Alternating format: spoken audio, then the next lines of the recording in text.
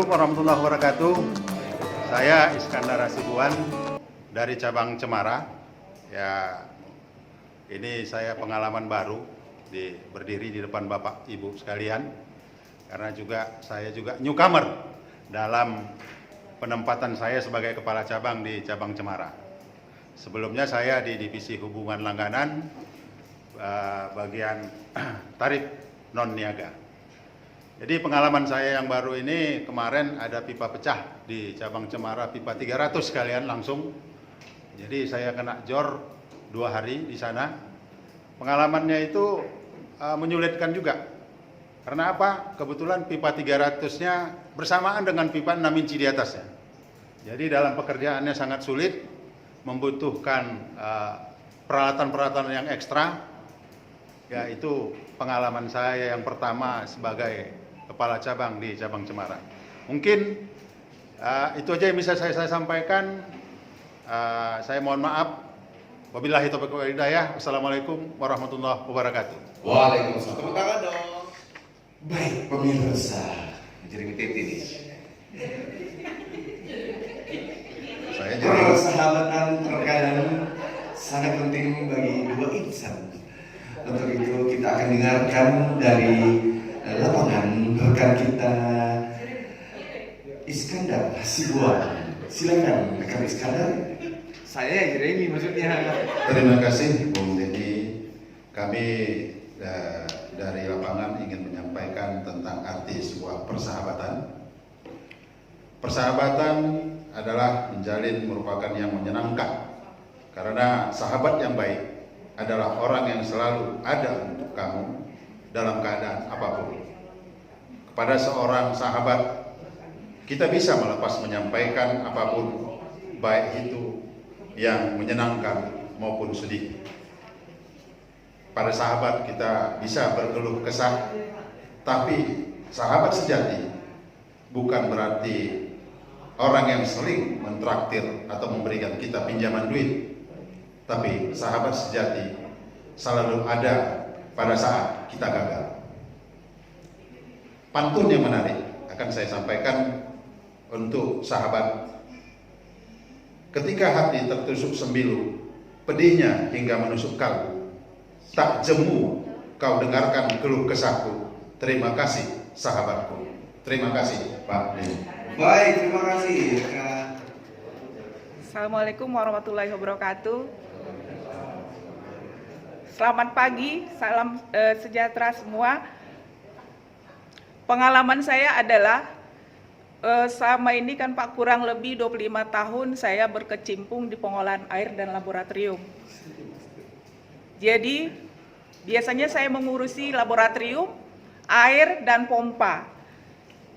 Kemudian saya dipindahkan ke cabang pemasaran. Itu pengalaman yang sangat luar biasa.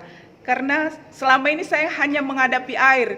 Kemudian di pemasaran saya menghadapi orang-orang dan pencatat meter. Dilibatkan dengan beberapa target. Itu hal yang luar biasa bagi saya. Ada target penjualan, target pemasaran, target untuk pasang baru, target untuk tunggakan rekening. Pertama saya kurang menerima Pak, tapi lama-lama ternyata di cabang itu asik dan menyenangkan.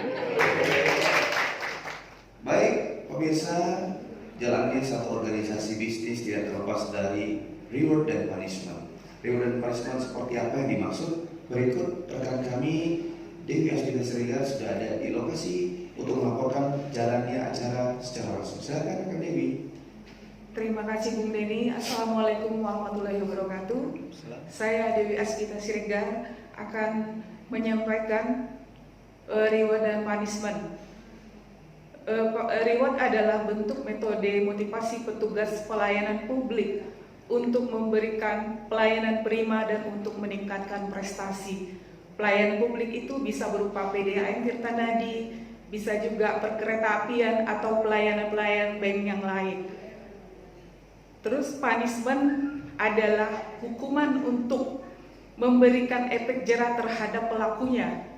Hukuman itu ada hukuman berat, ada hukuman sedang dan ada hukuman ringan. Demikian Bu Deni yang sampaikan. Terima kasih. Assalamualaikum warahmatullahi wabarakatuh. Waalaikumsalam. Bu Dewi. Silakan. Assalamualaikum warahmatullahi wabarakatuh. Waalaikumsalam. Perkenalkan, nama saya Zainab. Hari ini rutinitas saya agak sedikit berbeda. Kalau biasanya saya pagi itu sampai ke kantor udah sarapan pagi. Nah, kalau pagi ini saya malah nggak sarapan nih. Saya sarapannya cuma 1 bungkus bonbon yang ada di pelatihan public speaking program. Mudah-mudahan ini bisa jadi semangat saya dan juga bisa jadi penambah antusias saya untuk menambah ilmu dan wawasan di sini. Terima kasih. Baik pemirsa, saat ini sedang marak investasi yang negatif, tapi ada juga investasi positif. Untuk itu telah ada di acara investasi positif rekan kita Ibu Siti Zainab. Kepada Ibu Siti Zainab, kita persilakan untuk laporan.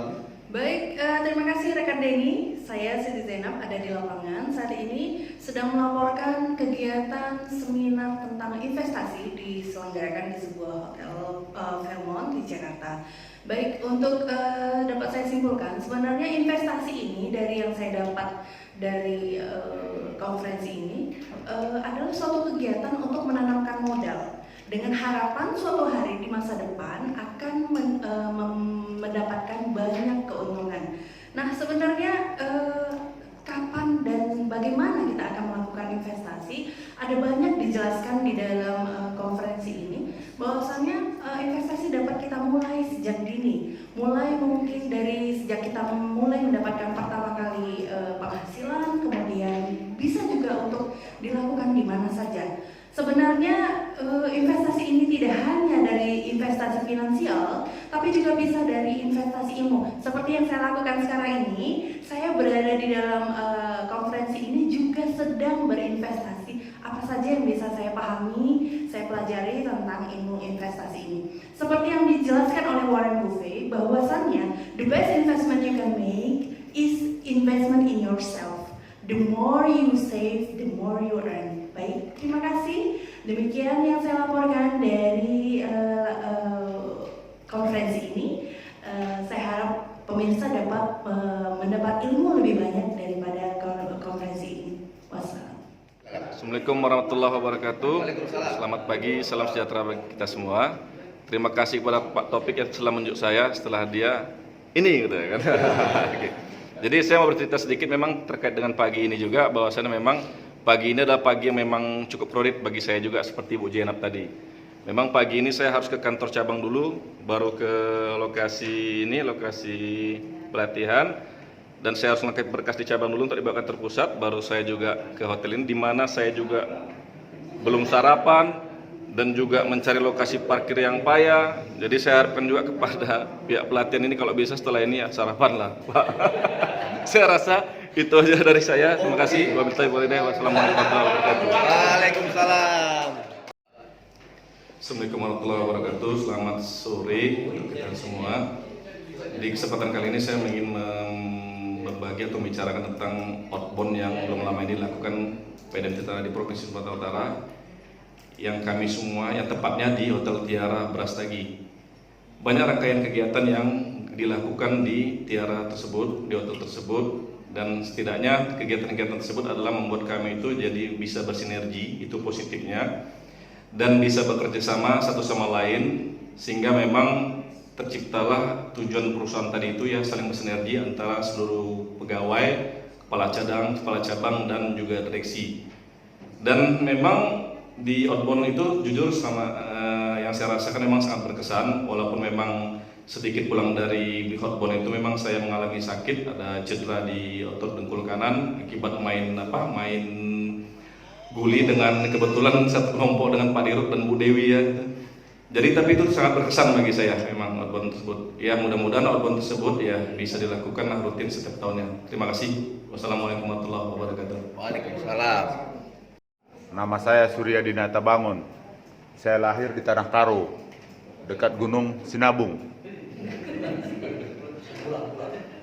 Cerita saya minggu-minggu ini adalah pada malam 2 hari yang lalu saya dipanggil orang tua.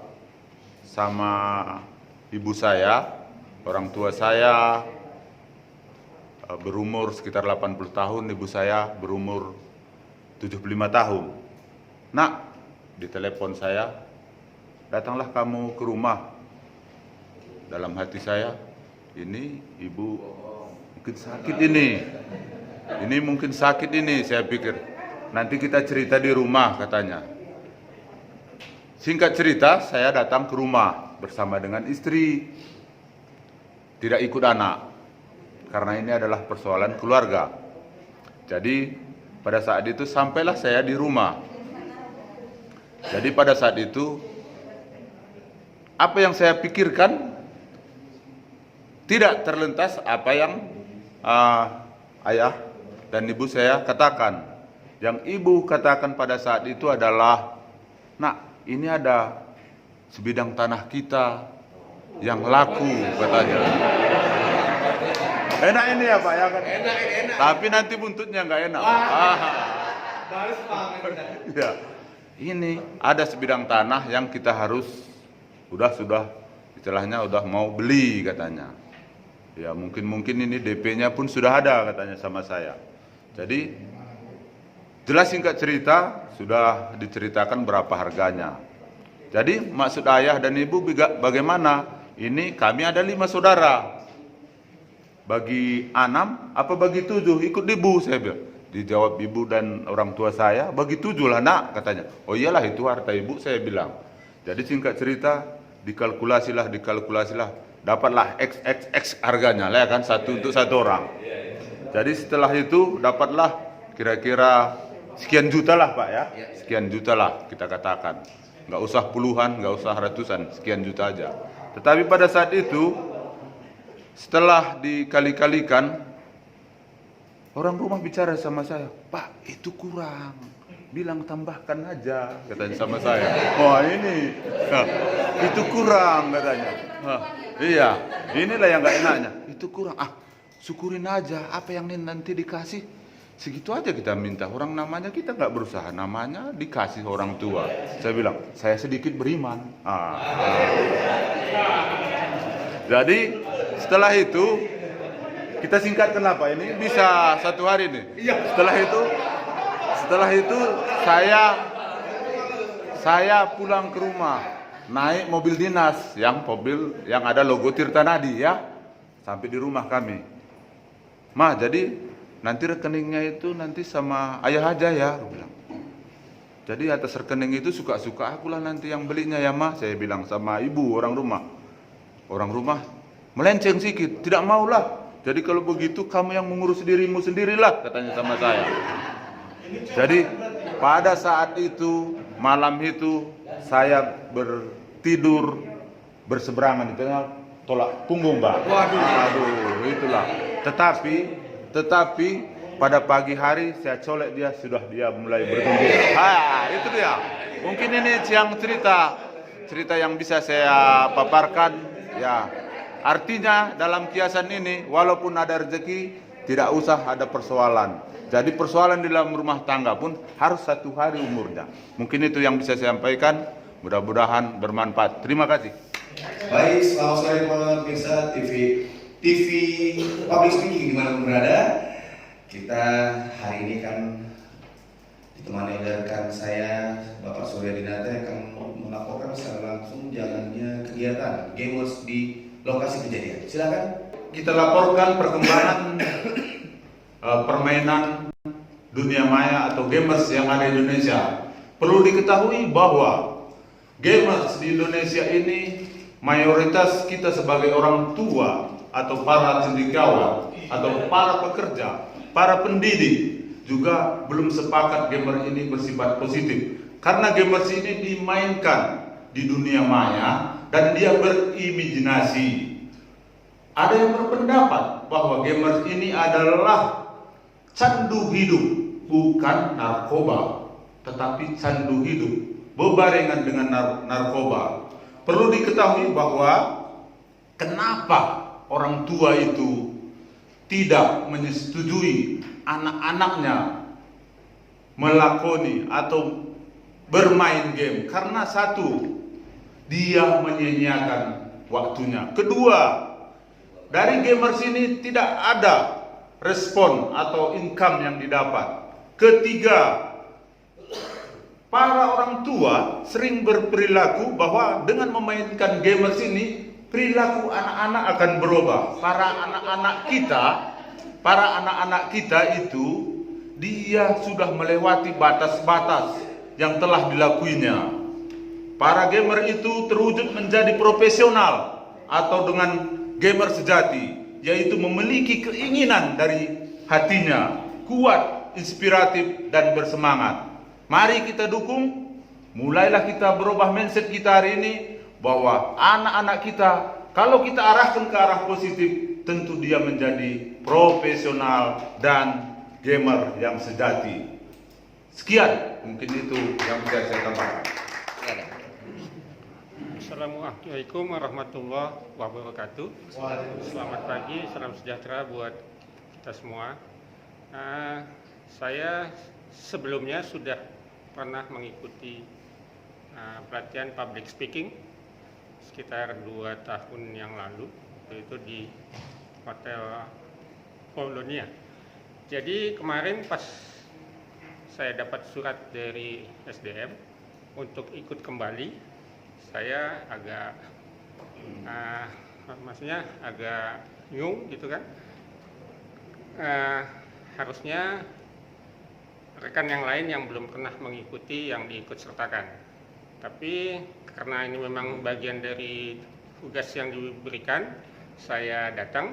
Dan tadi waktu awal jumpa dengan instruktur Mbak Kiki, dia sebutkan metode yang terdahulu dengan yang akan dilakukan ini berbeda, sehingga saya kepingin tahu apa perbedaan itu, dan semoga kiranya perbedaan itu membuat saya lebih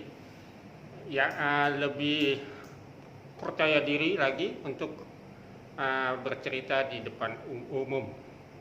Itu saja yang bisa saya sampaikan. Wassalamualaikum warahmatullahi wabarakatuh. Waalaikumsalam. Selamat sore pemirsa dimanapun berada. Pendidikan dipandang sangat perlu untuk anak-anak dan generasi penerus bangsa. Untuk itu rekan kita Khairul Dabri akan melaporkan jalannya seminar pendidikan di Hotel CFG. Silakan Khairul. Terima kasih Bu Deni.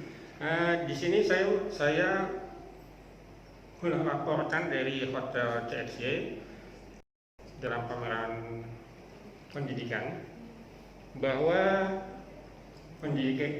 pendidikan suatu hal yang penting diberikan dan dilakukan dalam kehidupan ini, karena dengan pendidikan seseorang itu bisa menjadi pribadi atau sosok yang lebih berbeda dalam kehidupan. Pendidikan secara formal dilakukan pada anak-anak usia sekolah, yaitu umur saat ini di Indonesia umur 6 sampai 18 tahun. Dengan pendidikan yang kita dapat membuat seorang menjadi pribadi yang lebih baik dalam berinteraksi dengan orang lain. Itu saja yang dapat saya laporkan dari pameran pendidikan di Hotel XYZ. Saya kembalikan ke Bu Hedi.